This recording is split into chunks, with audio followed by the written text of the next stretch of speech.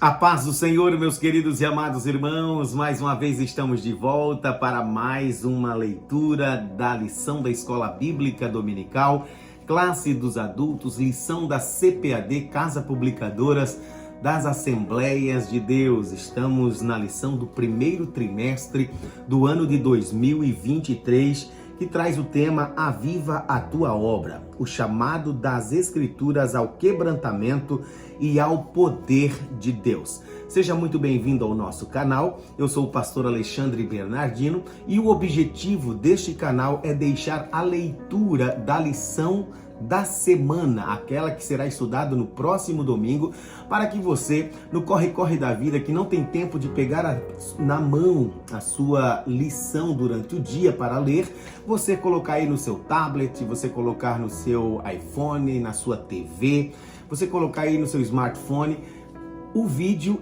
a fim de ficar assistindo ou ouvindo, o que vai ser tratado na próxima aula. Então esse é o objetivo deste canal, deixar simplesmente a leitura e não comentar a lição, e sim deixar ela na íntegra como foi escrita pelo autor desta lição, que é o nosso pastor, deixa eu só pegar aqui o nome dele, é o pastor Elinaldo Renovato, líder da Assembleia de Deus de Parnamirim, Rio Grande do Norte. Então, esse é o nosso objetivo de deixar aí a lição. No final do vídeo, eu mando um alô para você que está comentando os nossos vídeos, então acompanhe até o final aí deste vídeo, deixe seu like, se inscreva no canal se você não é inscrito ainda, compartilhe, tá bom? E será uma bênção, você estará nos ajudando no canal e também ajudando a outras pessoas a ter conhecimento aí da palavra de Deus. Vamos para a lição? A lição é a de número 5, a lição que será dada no dia 29 de janeiro de 2023. Título da lição: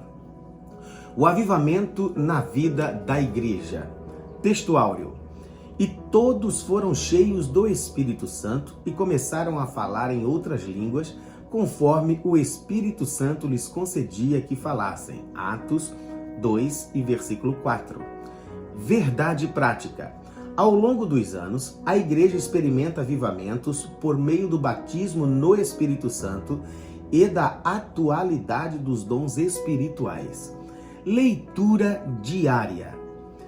Vamos aqui deixar apenas as referências e o título da leitura que fazem aí conexão com o tema da lição, Então, cada leitura do dia, da semana, vai estar baseada aí sobre o que será estudado no domingo. Vamos lá. Segunda-feira, Mateus 9 e 35. O tema da leitura é: Jesus ensinava, pregava e curava as enfermidades. Terça-feira, Atos 2, versículos 38 e 39. O tema diz: o batismo no Espírito Santo é para os salvos. Quarta-feira, Marcos, capítulo 16 e versículo 20. O título da leitura: Jesus cooperava com os discípulos na pregação. Quinta-feira, Atos 2 e versículo 42. O tema da leitura é a perseverança dos primeiros crentes. Sexta-feira, Atos 2, versículo 44 e 45. O título da leitura: Comunhão e assistência social na igreja primitiva. E finalmente, sábado, 1 Coríntios 10 e versículo 31, que vai dizer: Fazei tudo para a glória de Deus. Este é o tema da leitura de sábado. Vamos agora para a leitura bíblica em classe. Atos 2, do versículo 1 ao versículo 13. Diz assim: Cumprindo-se o dia de Pentecostes, estavam todos reunidos no mesmo lugar. E de repente veio do céu um som, como de um vento veemente e impetuoso, e encheu toda a casa em que estavam assentados. E foram vistas por eles línguas repartidas como que de fogo, as quais pousavam sobre cada um deles. E todos foram cheios do Espírito Santo e começaram a falar em outras línguas, conforme o Espírito Santo lhes concedia que falassem. E em Jerusalém estavam habitando judeus, varões religiosos, de todas as nações que estão debaixo do céu. E correndo aquela voz, ajuntou-se uma multidão que estava confusa, porque cada um os ouvia falar na própria língua.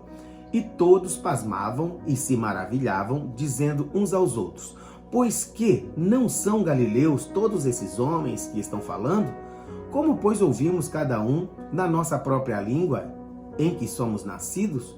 partos e medos, elamitas e os que habitam na Mesopotâmia, e Judéia, e Capadócia, e Ponto, e Ásia, e Frígia, e Panfília, Egito, e partes da Líbia, junto a Cirene, e forasteiros romanos, tanto judeus como prosélitos, e cretenses, e árabes, todos os temos ouvido em nossas próprias línguas falar das grandezas de Deus. E todos se maravilhavam e estavam suspensos, dizendo uns para os outros: que quer dizer isto? E outros, zombando, diziam: estão cheios de mosto. Vamos aí para a introdução, os tópicos e os subtópicos e, por final, a conclusão da lição. Introdução. Nos primórdios da igreja, o povo de Deus era avivado e caminhava sob a direção do Espírito Santo. Por isso, nesta lição estudaremos o papel do enchimento do Espírito no avivamento primitivo. Analisaremos o aspecto dinâmico da igreja e, finalmente, teceremos algumas considerações quanto ao dinamismo avivado da igreja primitiva para os dias atuais. Primeiro tópico: o batismo no Espírito Santo e o público-alvo. Primeiro subtópico do primeiro tópico: o chamado abrangente de Jesus.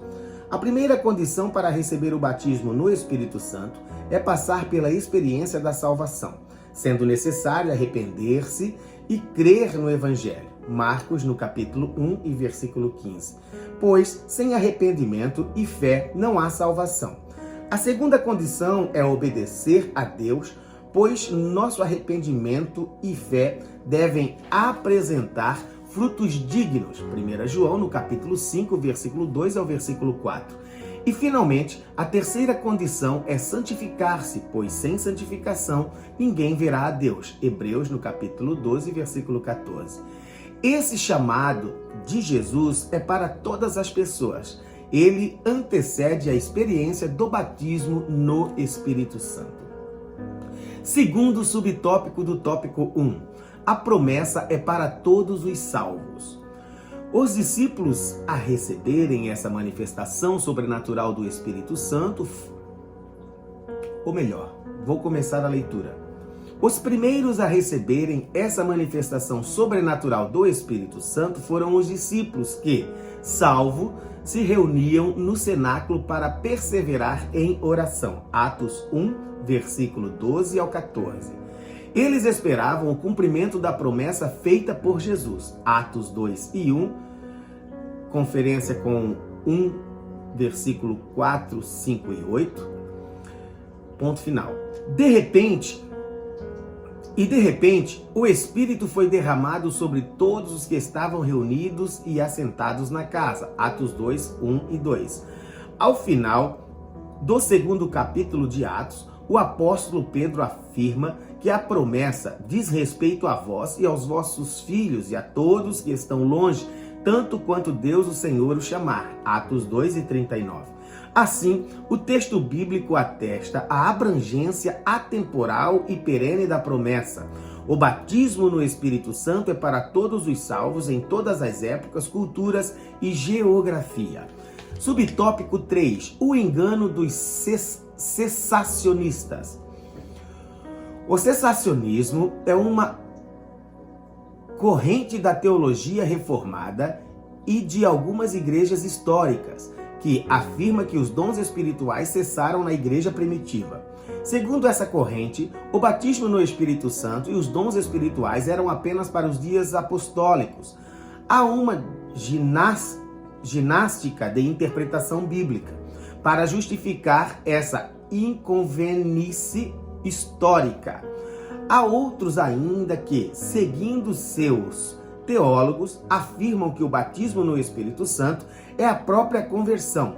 Já estudamos em trimestres anteriores que o Novo Testamento, e principalmente o livro de Atos, mostra com detalhes que o batismo no Espírito Santo é uma experiência distinta da salvação.